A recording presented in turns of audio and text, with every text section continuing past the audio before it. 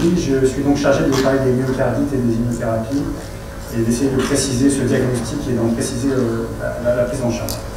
Voici mes liens d'intérêt et éventuels conflits d'intérêt. Alors, j'imagine qu'il y a de cardiologues à nos assistances, juste pour vous rappeler qu'il y a actuellement 3 grandes familles d'immunothérapie qui répondent à des mécanismes un tout petit peu différents, les anti-CTLA4, les anti-PDA et les anti-PDL1, qui ont des AMN, on va dire, actuellement bien spécifiques. Il faut s'attendre à une extension de ces AMN, évidemment, et donc à une extension de la population exposée à l'immunothérapie, donc éventuellement, vous allez voir, même si l'incidence de la toxicité est relativement faible, à une augmentation du nombre d'événements attendus.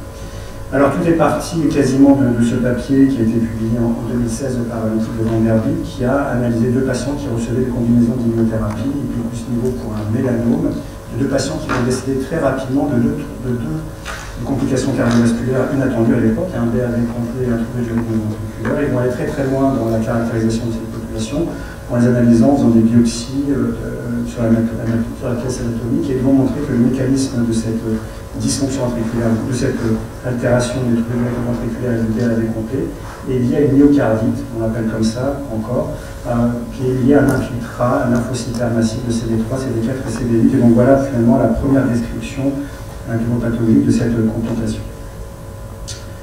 Alors, il faut bien avoir ça en tête, parce que voilà un petit peu l'évolution que peuvent avoir ces patients-là. C'est un patient qui a été pris en charge à Bichat, par Dimitri Arangalas, une patiente sans facteur de risque cardiovasculaire, qui avait 35 ans, qui reçoit une combinaison d'immunothérapie, et 15 jours après l'instauration de l'immunothérapie, va développer des symptômes relativement typiques, palpitations, raison pour laquelle elle consulte Dimitri, et puis très rapidement il fait une fraction d'injection de ventricule gauche en échographie cardiaque, qui est ici l'évolution de la FEVG en fonction du temps, et puis dès le lendemain, alors qu'elle va un peu moins bien, on lui fait une miracle cardiaque parce qu'on pense au diagnostic de myocardite, elle a une FEVG à 30%, et 4 jours après, elle est mise en assistance circulatoire à cause d'un choc cardiogénique. Donc voilà un peu la forme caricaturale qu'il faut avoir en tête.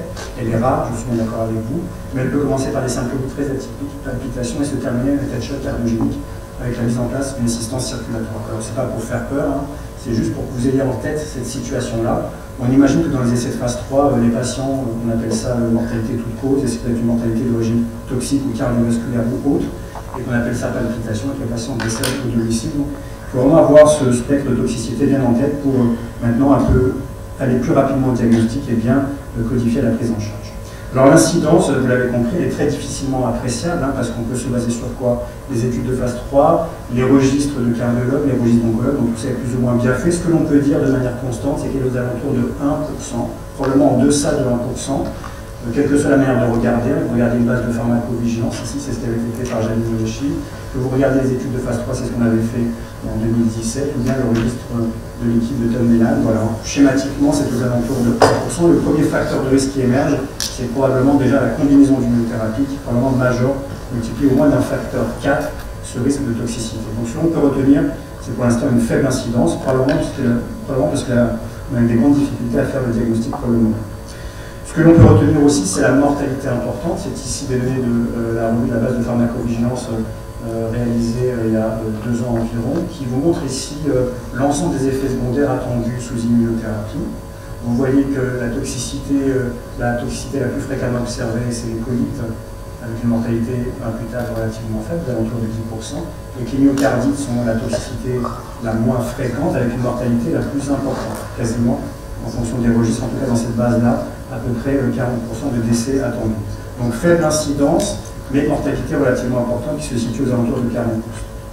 Ce qu'il faut aussi avoir en tête, c'est à peu près le spectre de toxicité. Je vous l'ai montré sur le cas clinique, mais ça a été confirmé à partir de la base de pharmacovigilance, c'est que la survenue de cet événement est relativement précoce. Dans les 30 jours qui suivent la première administration, ou au cours des 3 premières administrations, voilà le principal pic de toxicité. Vous allez voir que c'est un tout petit peu différent et qu'on peut le nuancer sur la dernière diapositive, mais on peut retenir pour l'instant qu'avec la faible incidence, la mortalité relativement importante, ça apparaît relativement précocement après l'instauration d'une immunothérapie. Et donc vous avez à peu près une carte d'identité qui commence à se dessiner d'un coupable, qui serait l'instauration, le développement de symptômes plus ou moins spécifiques au plan cardiologique et l'apparition de cette toxicité.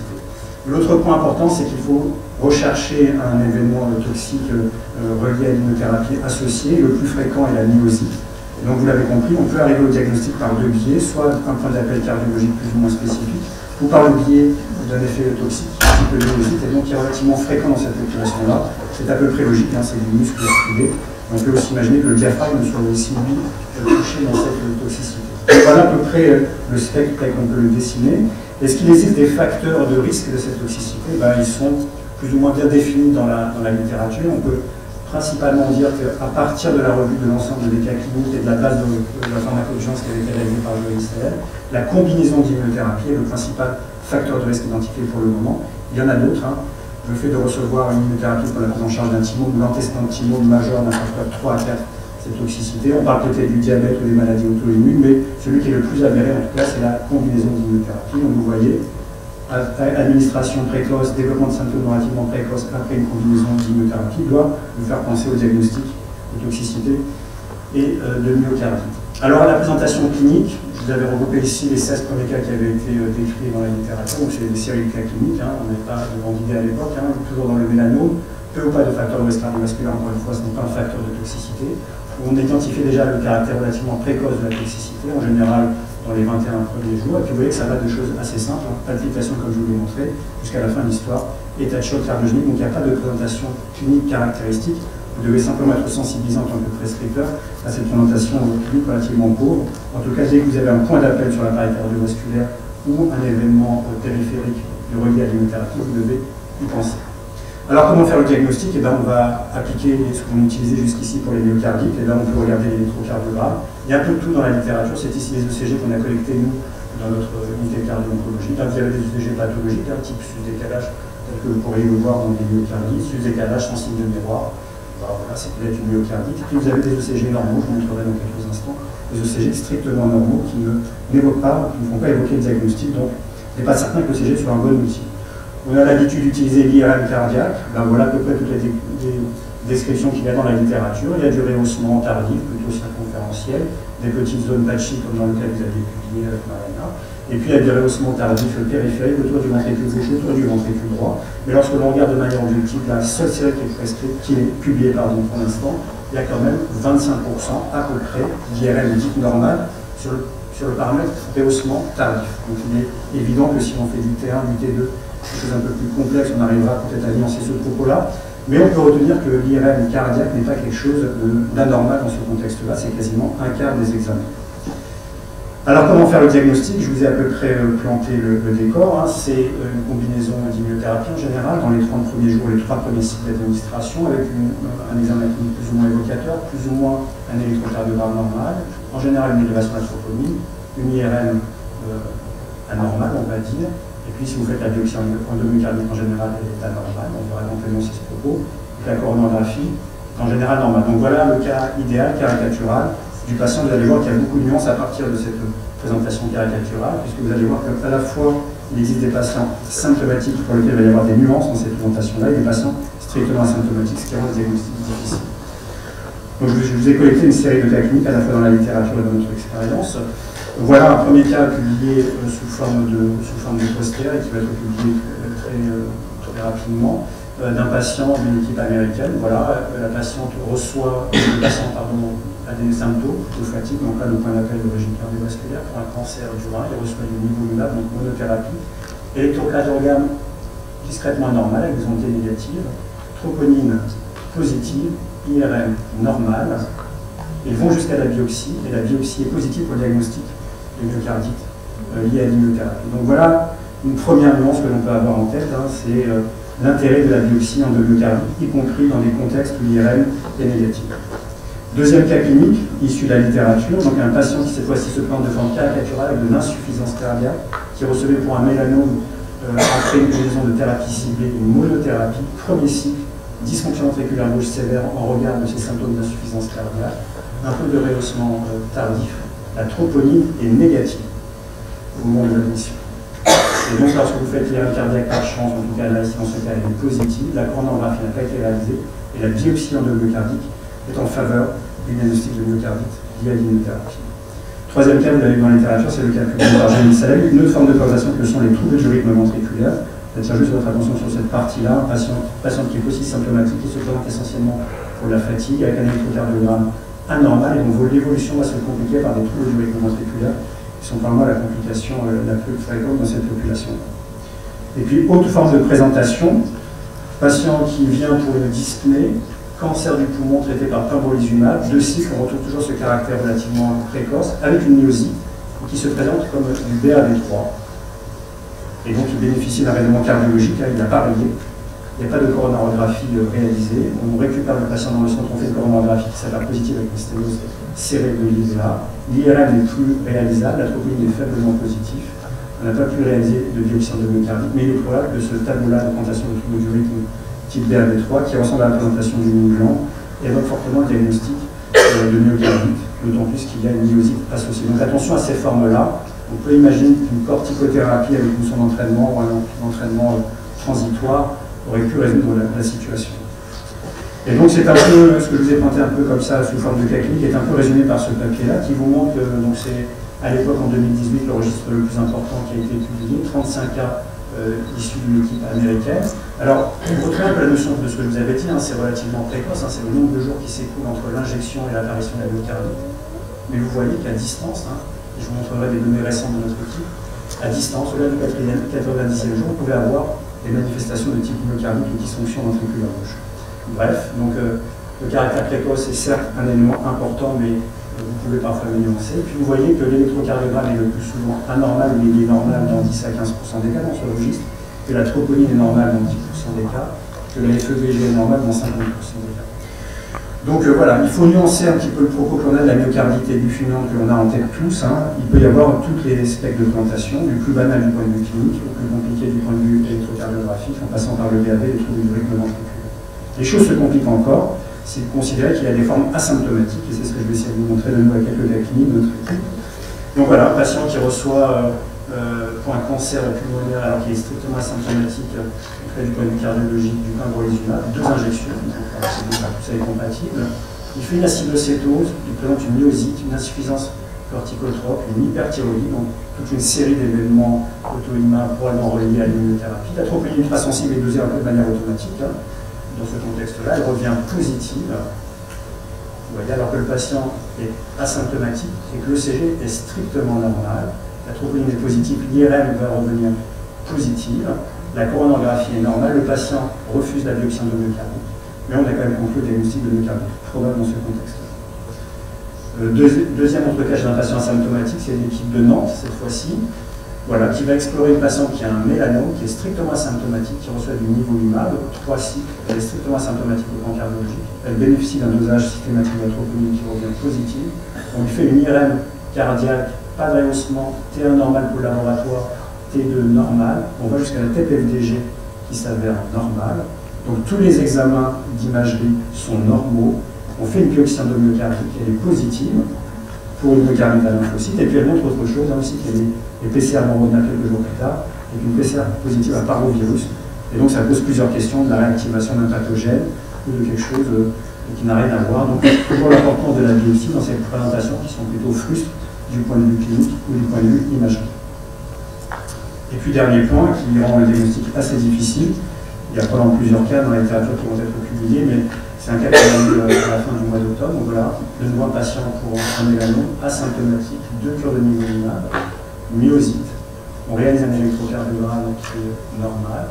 On fait un dosage de troponine I qui est négative. Et la troponine T dosée le même jour est positive. Et donc là, ça pose véritablement la problématique du meilleur marqueur pour faire le diagnostic de ces médicaments. Est-ce que c'est la troponine I ou la troponine T? Ne me demandez pas d'explication, on la cherche, mais en tout cas, il y a d'authentiques dissociations entre la troponine I et la troponine T chez ces patients. Et puis, il y a un dernier cas que je ne sais pas classifier. C'est ces patients qui recevraient une combinaison d'immunothérapie dans une période d'une fenêtre relativement compatible, relativement précoce dans les 30 premiers jours et les 3 premiers cycles, avec plus ou moins des symptômes, un électrocardiogramme normal, une IRM négative, une coronarographie négative, avec une troponine positive sur laquelle on aurait réalisé la biopsie endomyocardique et qui s'avère négative. Et donc là, il y a aussi les effets de la biopsie endomyocardique dont on sait dans les contextes de myocardite, indépendamment des immunothérapies qui peuvent être négatives, parce qu'il faut prélever dans le cas de myocardite focale au bon endroit. Et donc ça pose véritablement le problème du protocole de prélèvement de ces patients. Est-ce que c'est le ventricule droit? Est-ce que c'est le ventricule gauche? Combien de biopsies?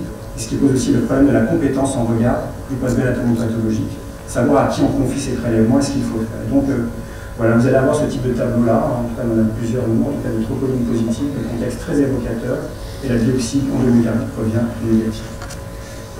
Alors il y a d'autres manifestations myocardiques qu'il faut différencier de la myocardite aiguë, et ça c'est les cas de Takotsubo qui apparaissent quand même dans la littérature. Il y a une dizaine de cas de Takotsubo, et on a regardé avec l'équipe de camp dans la base de pharmacovigilance. Les immunothérapies sont associées de manière significative à un surrisque de manifestation de type Takotsubo, et donc ça pose le diagnostic différentiel. On peut faire le diagnostic a priori différentiel avec l'échographie cardiaque, et après est-ce qu'il faut rechallenger ces patients, y compris après un Takotsubo? Je n'ai pas la réponse, mais pensez bien à ces diagnostics différentiels qui peuvent survenir dans ce contexte-là. Et puis vous avez parlé des formes tardives, et là aussi avec l'équipe de Caen et l'équipe de Marseille, on a colligé au cours des 5 dernières années l'ensemble des complications survenant sous immunothérapie. Et donc on avait cette idée qu'il n'y avait que des myocardites, et puis on a identifié 19 cas de dysfonction ventriculaire gauche qui survenaient au-delà du 90e jour, qui était la borne supérieure finalement attribuable au myocardite. Et donc on a regardé à la fois de notre expérience et dans la base de pharmacovigilance, il y avait une confirmation de ce signal d'altération de la fraction d'éjection du ventricule gauche à distance de ces 30 ou 60 premiers jours, et c'était confirmé par la base de pharmacovigilance. C'est des patients qui se présentent essentiellement, si on compare ces présentations cliniques par rapport à la présentation aiguë, des 30 premiers jours, des 3 premiers cycles, essentiellement par de l'insuffisance cardiaque, des épanchements péricardiques, des dysfonctions sinusales. Donc probablement une forme de dysfonction ventriculaire gauche qui évolue rarement vers le choc cardiogénique en tout cas. Mais en tout cas, on peut avoir d'authentiques dysfonctions ventriculaires gauche qui arrivent aux soins intensifs de cardiologie et qui sont probablement reliées à l'administration des immunothérapies. Est-ce que ce sont des myocardites qui ont guéri ou vu tardivement ou un autre processus? On n'a pas encore la réponse, mais voilà, à distance de la phase aiguë de ces 30 premiers jours, de ces 3 premiers cycles, vous pouvez avoir des manifestations de type dysfonction ventriculaire gauche.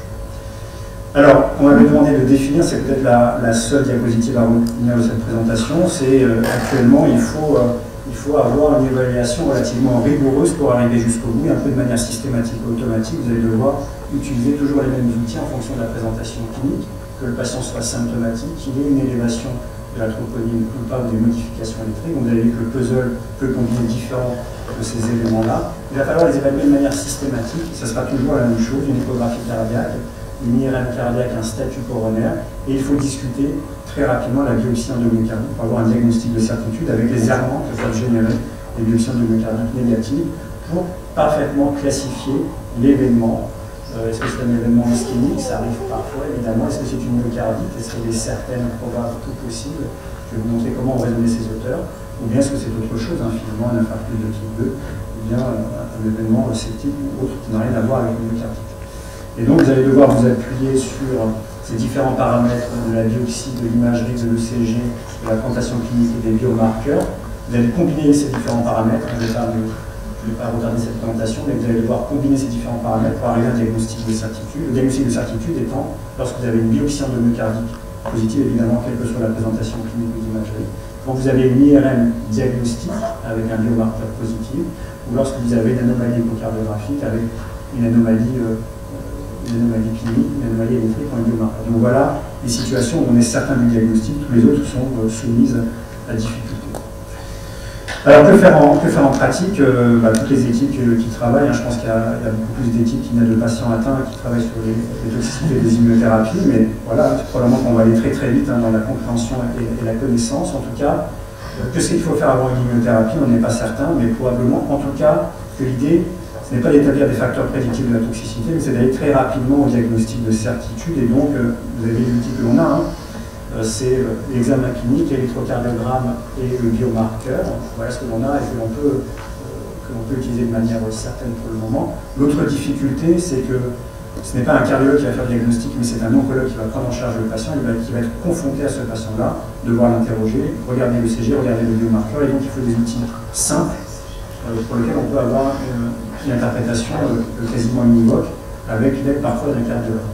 Donc ce que l'on peut proposer à la lumière de ce que je vous ai présenté, c'est de faire une surveillance très rapprochée dans les 30 premiers jours et les 3 premiers cycles. Je pense qu'il faut aller au-delà, mais voilà ce que l'on peut dire, non pas de manière certaine, mais comme recette de cuisine pour le moment. Donc, avec un examen clinique, un dosage de la troponine, un électrocardiogramme. Je pense que l'échographie cardiaque n'a pas beaucoup de place dans l'idée de faire le diagnostic ou le dépistage.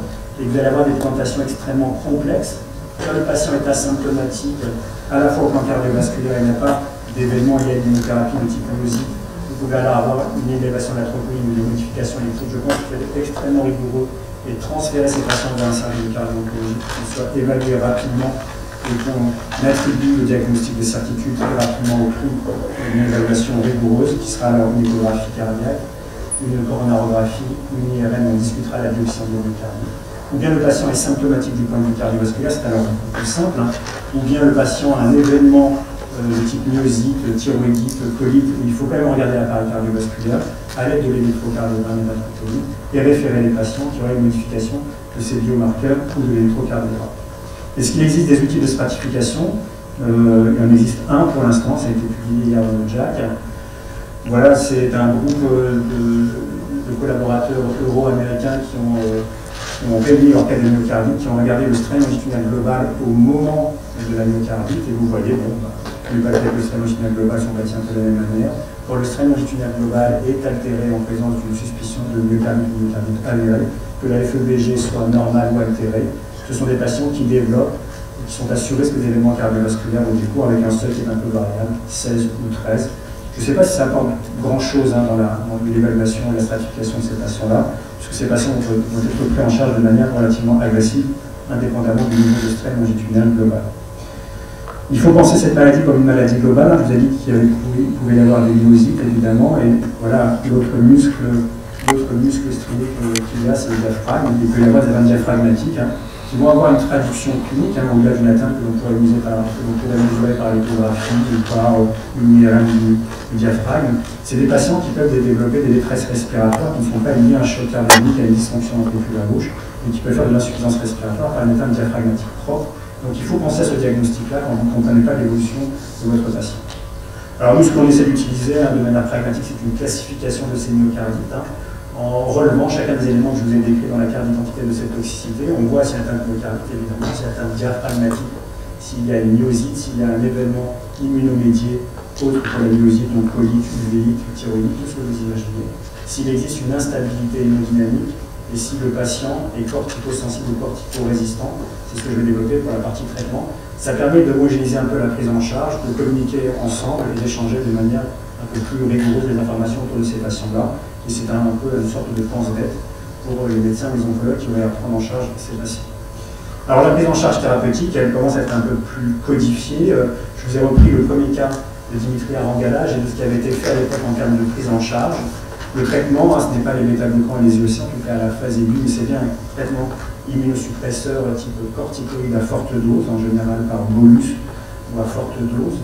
Il y avait des immunoglobulines IV qui perdent un petit peu de leur intérêt dans cette prise en charge actuellement, et c'est donc la combinaison de ces corticoïdes à forte dose et d'échanges plasmatiques qui sont vraiment la pierre angulaire ou le socle de prise en charge actuelle de ces patients. Et puis, une fois que vous allez prendre ces patients-là, en fonction de leur présentation hémodynamique et de leur réponse au traitement corticoïde, vous allez discuter l'intensification de ce traitement.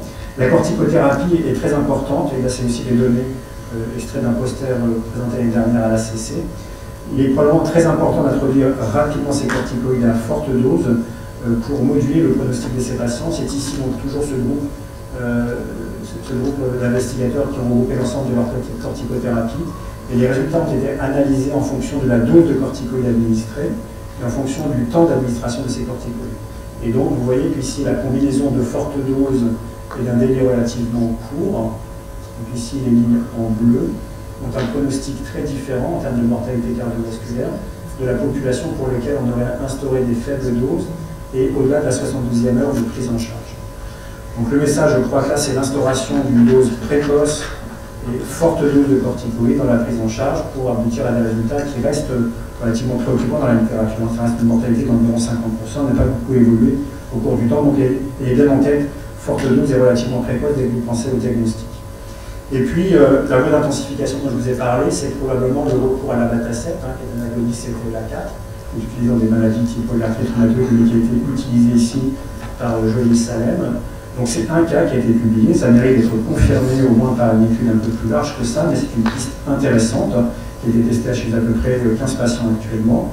Et vous voyez qu'au-delà de la forte dose de corticoïdes, des échanges plasmatiques qui ont pour but de diminuer la concentration circulante de l'immunothérapie, l'abatacept pourrait constituer une prise en charge intéressante qu'il faut absolument confirmer par un essai plus large. Donc en conclusion, je vous ai montré que la toxicité aux immunothérapies a une incidence relativement faible, à peu près de 20%, et la mortalité reste actuellement importante, aux environs de 50%, que le diagnostic va être une combinaison des symptômes de l'ECG, de la troponine, de l'IRM, et j'ai insisté sur l'importance de la biopsie endomyocardique.